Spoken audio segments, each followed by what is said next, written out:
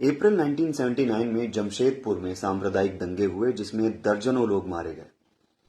मारे जाने वालों में एक मशहूर राइटर जकी अनवर भी शामिल थे। ये करीम सिटी कॉलेज में पढ़ाया करते थे और हिंदू मुस्लिम एकता में विश्वास रखते थे। इनकी मौत के बाद कॉलेज के प्रिंसिपल रहे मंजर काजमी ने इन्हें शहीद अमन का खिताब दिया। जब दंगे शुरू हुए तो ये मानगो के गांधी मैदान पर शांति की अपील के लिए धरना देने बैठ गए और उनकी इस बात से दोनों तरफ के कट्टरपंथी नाराज हो गए। अमन चाहने वाले जकी के ऊपर एक तरफ के लोगों ने पत्थर बरसाने शुरू कर दिए और 2 दिन बाद दूसरी तरफ के लोगों ने उनकी हत्या कर दी। उनके साले खुर्शीद बताते हैं कि जब उनकी हत्या हुई तो उस वक्त वो एक जलते हुए घर की आग बुझाने की कोशिश कर रहे थे, अपने कुएं से बाल्टी भर भर पानी ला लाकर उस पर फेंकते हुए। वो जलता हुआ घर जिस आदमी का था ना,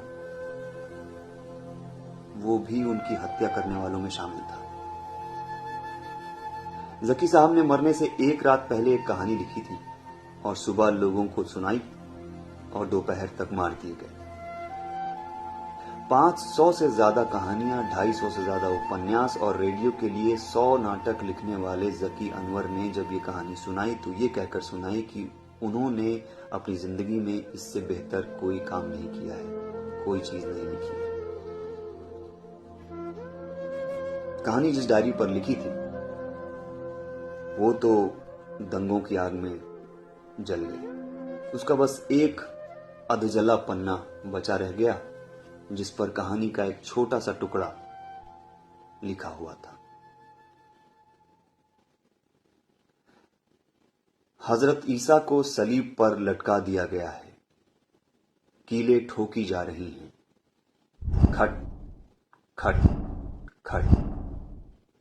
यह आवाज मेरी समाज से मुस्तकिल टकरा रही है और मुझे रेडियो के लिए एक टॉक लिखना है। उन्वान है कौमी यकजहती।